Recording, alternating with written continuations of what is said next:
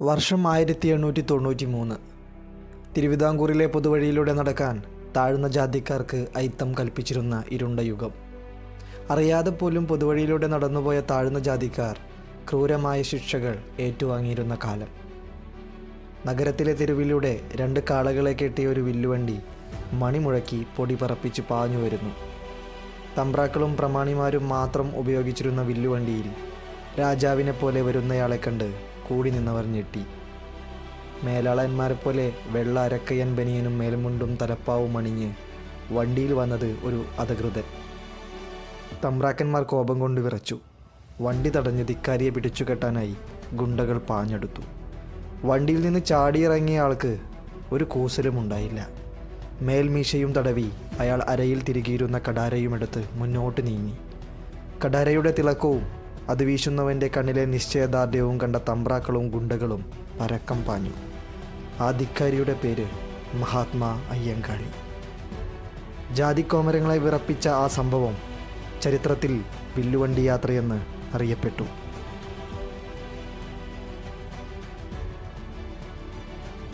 ഓർമ്മ ദിവസങ്ങളിൽ മാത്രം അനുസ്മരിക്കേണ്ട ഒരു പേരല്ല മഹാത്മാ അയ്യങ്കാളി എന്നത്.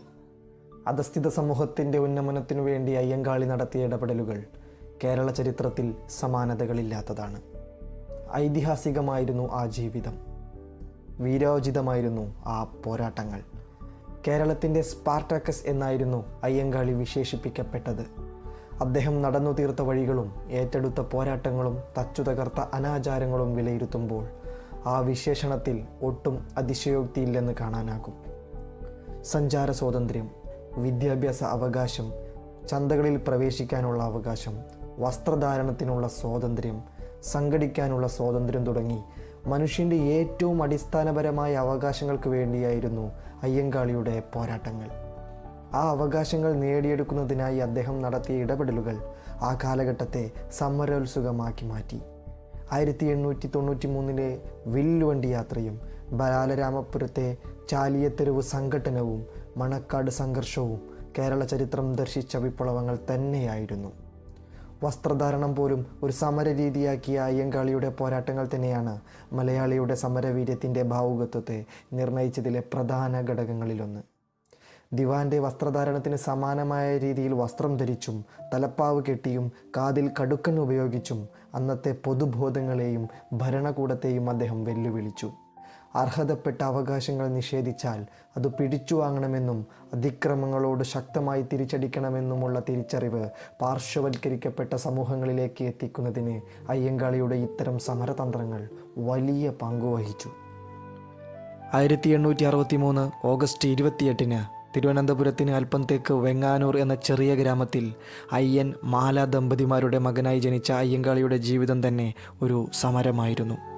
അടിമകൾക്ക് തുല്യമായിരുന്നു കേരളത്തിലെയും പൊതുവിൽ തിരുവിതാംകൂറിലെയും അക്കാലത്തെ പുലയരുടെ ജീവിതം. ജാതീയത കൊടികുത്തിവാണ ആ ലോകത്ത് മൃഗതുല്യരായി മനുഷ്യർ ജനിച്ചു മരിച്ചു കൊണ്ടിരുന്നു.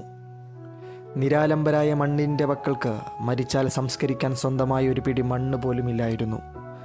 അധസ്ഥിത സ്ത്രീകൾക്ക് മാറുമറയ്ക്കാൻ പോലും അവകാശമുണ്ടായിരുന്നില്ല. മേലാളന്മാരുടെ തുറിച്ചുനോട്ടങ്ങളിൽ നിന്ന് രക്ഷ നേടാൻ കൈകൾ കൊണ്ട് മാറിടം മറച്ചുവെന്ന കുറ്റത്തിന് കീഴാള സ്ത്രീകളുടെ മുലയറുത്തെറിഞ്ഞ് വരേണ്യവർഗം ജാതി കൽപ്പനകൾ സംരക്ഷിച്ചു. കുട്ടിക്കാലം മുതൽ കണ്ടുപരിചയിച്ച ജാതീയമായ വിവേചനങ്ങൾ അയ്യങ്കാളിയുടെ കാഴ്ചപ്പാടുകളെ വലിയ രീതിയിൽ സ്വാധീനിച്ചു. അവർക്ക് വേണ്ടി ശബ്ദമുയർത്താൻ ഒരു നേതാവ് ഉണ്ടായിരുന്നില്ല. അവിടെയാണ് മഹാത്മാ അയ്യങ്കാളി എന്ന മനുഷ്യൻ നിരന്തര പോരാട്ടങ്ങളിലൂടെ ശബ്ദമില്ലാത്തൊരു ജനതയുടെ നാവായി മാറിയത്. സഞ്ചാര സ്വാതന്ത്ര്യത്തിനായുള്ള വില്ലുവണ്ടി ഓടിച്ചും വിദ്യാഭ്യാസം എന്ന അവകാശത്തിനായി നിരന്തരം പോരാടിയും അടിമത്തത്തിൻ്റെ മസ്തകം നോക്കി തന്നെ അദ്ദേഹം പ്രഹരിച്ചു കൊണ്ടിരുന്നു. അയ്യങ്കാളി എന്ന നേതാവിനെ തിരിച്ചറിഞ്ഞ മഹാത്മാഗാന്ധി അദ്ദേഹത്തെ വിശേഷിപ്പിച്ചത് പുലയരാജ എന്നായിരുന്നു. അധസ്ഥിതനെ അറിവിൻ്റെ ഉടമയാക്കി മാറ്റിയത് അയ്യങ്കാളിയാണെന്ന് പറയാം. അറിവ് ഏറ്റവും ശക്തമായ ആയുധവും ഉപാധിയുമാണെന്ന് അദ്ദേഹം തിരിച്ചറിഞ്ഞു. ഇന്ത്യയിൽ 5000-ലേറെ വർഷക്കാലം വിദ്യാഭ്യാസത്തിൽ നിന്ന് ആട്ടിയകറ്റപ്പെട്ടവനാണ് അധസ്ഥിതൻ, അറിവിൽ നിന്ന് പുറത്താക്കപ്പെട്ടവൻ. പള്ളിക്കൂടങ്ങളുടെ വാതിലുകൾ അയിത്തക്കാരന് നേരെ തുറന്നില്ല. സവർണ പ്രമാണിമാർ അയിത്തജാതി കുട്ടികൾക്ക് തുടർച്ചയായ വിദ്യാഭ്യാസാവകാശം നിഷേധിച്ചപ്പോൾ വെങ്ങാനൂരിൽ ഒരു ബദൽ കുടിപ്പള്ളിക്കൂടം 1905 സ്ഥാപിച്ച് അയ്യങ്കാളി അവർക്ക് വിദ്യാഭ്യാസം നൽകാനുള്ള അവസരമൊരുക്കി. അവർണരായ കുട്ടികൾക്കു വേണ്ടി സവർണ നിർമ്മിച്ച ഇന്ത്യയിലെ തന്നെ ആദ്യത്തെ സ്കൂൾ.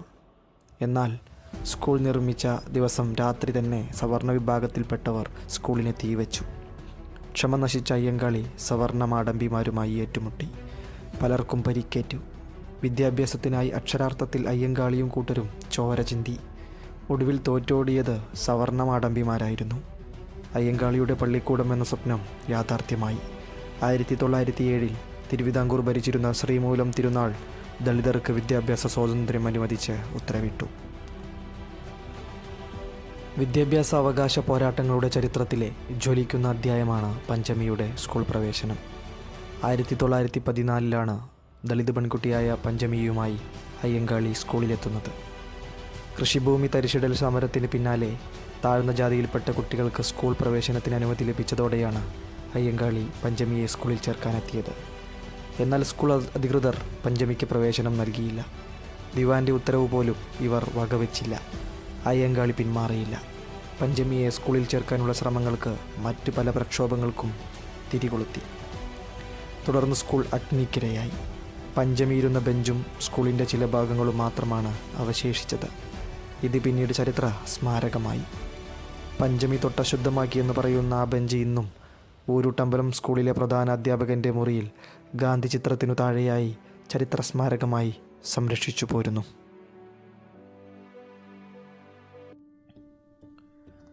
ലോകത്ത് സ്ത്രീകളുടെ, പ്രത്യേകിച്ച് അധസ്ഥിത സമുദായത്തിൽപ്പെട്ട സ്ത്രീകളുടെ വിമോചന പോരാട്ടങ്ങളിൽ തന്നെ സമാനതകളില്ലാത്ത ഒന്നായിരുന്നു 1914 കല്ലുമാല സമരം. പുലയർ തുടങ്ങിയ അധസ്ഥിത വിഭാഗത്തിൽപ്പെടുന്ന സ്ത്രീകൾ അവരുടെ ജാതി അടിമത്തത്തിൻ്റെ അടയാളമെന്ന രീതിയിൽ കല്ല്, കുപ്പിച്ചില് തുടങ്ങിയ ഭാരമേറിയ വസ്തുക്കൾ ആഭരണമായി ധരിക്കണമെന്ന നിർബന്ധം ഒരു കാലത്ത് കേരളത്തിലുണ്ടായിരുന്നു. ഓരോരുത്തരും അവർക്ക് താങ്ങാനാവുന്നതിലും ഭാരമുള്ള കല്ലുമാലകൾ അണിഞ്ഞാണ് നടന്നിരുന്നത്.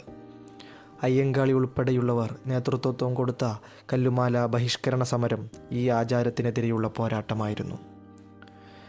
കല്ലുമാല ബഹിഷ്കരിക്കുന്നത് ജാത്യാചാര ലംഘനമാണെന്നും പുലയ സ്ത്രീകൾ വീണ്ടും കല്ലുമാല ധരിക്കണമെന്നും ആവശ്യപ്പെട്ട് സവർണർ സമരക്കാരെ ആക്രമിക്കുക പതിവായിരുന്നു.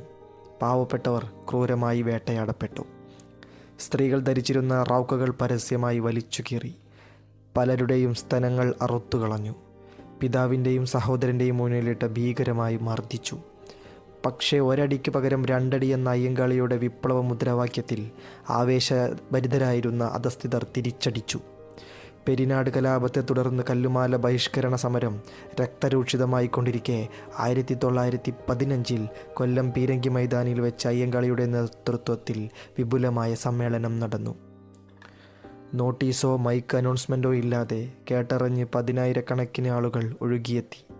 സവർണരുടെ ആക്രമണത്തെ തുടർന്ന് വീടുപേക്ഷിച്ചു പോയവരടക്കം 1000-കണക്കിന് പുലയ സ്ത്രീകൾ ഈ സമ്മേളനത്തിൽ ഒത്തുചേർന്നു. ജാതീയതയുടെ അടയാളമായ കല്ലുമാല അറുത്തെറിയുവാൻ അദ്ദേഹം ആഹ്വാനം ചെയ്തു. സാധുജനങ്ങളുടെ ഈ സ്വാതന്ത്ര്യ പ്രഖ്യാപനത്തെ ഉയർന്ന ജാതിക്കാർ മാനിക്കണമെന്നും അയ്യങ്കാളി ആഹ്വാനം ചെയ്തു. കയ്യിലുണ്ടായിരുന്ന കൊയ്ത്തരിവാള് കൊണ്ട് സമ്മേളനത്തിനെത്തിയ സ്ത്രീകൾ തങ്ങളുടെ കഴുത്തിലെ കല്ലുമാലകൾ പൊട്ടിച്ചെറിഞ്ഞു. പൊട്ടിച്ചെറിഞ്ഞ കല്ലുമാലകളുടെ കുന്നുകൾ മൈതാനിയിൽ നിറഞ്ഞു. അന്നു മുതൽ കല്ലുമാല എന്ന ദുരാചാരം അവസാനിച്ചു. തെക്കൻ തിരുവിതാംകൂറിൽ സാമൂഹിക, സാമുദായിക, രാഷ്ട്രീയ രംഗത്ത് വിപ്ലവകരമായ മാറ്റങ്ങൾക്ക് ഈ സമരം തുടക്കം കുറിച്ചു. സാമൂഹികമായി പിന്നോക്കം നിന്ന തൻ്റെ ജനതയുടെ ക്ഷേമത്തിനായാണ് 1905 അദ്ദേഹം സാധുജന പരിപാലന സംഘത്തിന് രൂപം കൊടുത്തത്. സാധുജന പരിപാലന സംഘം ഒരു സമുദായ സംഘടനയായിരുന്നില്ല. നീതി നിഷേധിക്കപ്പെട്ട മുഴുവൻ ജനങ്ങളുടെയും അത്താണിയായി സംഘത്തെ അദ്ദേഹം ഉപയോഗിച്ചു. ദളിതരുടെ വിദ്യാലയ പ്രവേശനം, സഞ്ചാര സ്വാതന്ത്ര്യം തുടങ്ങിയവയ്ക്കായുള്ള സമരങ്ങളെ ഏകോപിപ്പിക്കലായിരുന്നു സംഘടനയുടെ ലക്ഷ്യങ്ങൾ. നിരന്തരമായ പ്രക്ഷോഭങ്ങൾ സംഘത്തിൻ്റെ നേതൃത്വത്തിൽ നടത്തി. മേൽ സൂചിപ്പിച്ച 1907 കർഷക തൊഴിലാളി സമരം നടന്നത് സംഘത്തിൻ്റെ നേതൃത്വത്തിലായിരുന്നു. ഇന്ത്യൻ ഭരണഘടന നിലവിൽ വരുന്നതിന് മുമ്പ് തന്നെ ജനാധിപത്യ ഭരണക്രമത്തിലെ 4 തലങ്ങളും ഈ സംഘടനയിലൂടെ പ്രയോഗിച്ച് വിജയിപ്പിക്കാൻ അദ്ദേഹത്തിന് കഴിഞ്ഞു. 1912 ശ്രീമൂലം പ്രജാസഭയിലേക്ക് സാമാജികനായി അയ്യങ്കാളിയെ നോമിനേറ്റ് ചെയ്തുകൊണ്ട് സർക്കാർ ഉത്തരവുണ്ടായി. സഭാംഗമായിരുന്ന കുമാരനാശാൻ അയ്യങ്കാളിയെ സഭയിലേക്ക് സ്വാഗതം ചെയ്തു. തുടർന്ന് 2 പതിറ്റാണ്ട് തുടർച്ചയായി അദ്ദേഹം നിയമസഭാ സാമാജികനായിരുന്നു. പ്രായപരിധി നോക്കാതെ വിദ്യാഭ്യാസമുള്ള മുഴുവൻ അധസ്ഥിതർക്കും സർക്കാർ ജോലി നൽകണമെന്നും വിദ്യാർത്ഥികൾക്ക് മുഴുവൻ ഫീസും ഇളവ് ചെയ്യണമെന്നും അവർക്ക് ഗ്രാൻറ്റും സ്കോളർഷിപ്പും നൽകണമെന്നും അധസ്ഥിതർ വിദ്യാഭ്യാസത്തിലൂടെയും കരകൗശല വിദ്യയിലൂടെയും ഖാദി വസ്ത്ര നിർമ്മാണത്തിലൂടെയും വ്യാപാര വ്യവസായത്തിലൂടെയും മുന്നോട്ട് വരാനായി സർക്കാർ പരിശീലനവും സാമ്പത്തിക സഹായവും നൽകണമെന്നും ആവശ്യപ്പെട്ടുകൊണ്ട് 1932 മാർച്ച് 18 അയ്യങ്കാളി നിയമസഭയിൽ ചെയ്ത പ്രസംഗം പ്രൗഢമായിരുന്നു. ആ കാലത്ത് തന്നെ ഭൂപരിഷ്കരണത്തിനായുള്ള ആവശ്യങ്ങളും അയ്യങ്കാളി പ്രജാസഭയിൽ ഉന്നയിച്ചിരുന്നു. 1936 ശ്രീ ചിത്ര തിരുനാൾ മഹാരാജാവ് ക്ഷേത്രപ്രവേശന വിളംബരത്തിന് തുല്യം ചാർത്തി. അദ്ദേഹത്തെ നേരിട്ട് കണ്ട് അഭിനന്ദിക്കാനാണ് മഹാത്മാഗാന്ധി തിരുവിതാംകൂറിൽ വന്നത്. ഈ വിളംബരത്തിനു പിന്നിൽ അയ്യങ്കാളിയുടെ പ്രവർത്തനം സ്വാധീനം ചെലുത്തിയിട്ടുണ്ടെന്ന് മനസ്സിലാക്കി ഗാന്ധിജി അയ്യങ്കാളിയെ വെങ്ങാനൂരിൽ ചെന്ന് കണ്ടു. ഇത് 1937 ജനുവരി 14 ആ യുഗപുരുഷന്മാരുടെ കൂടിക്കാഴ്ച.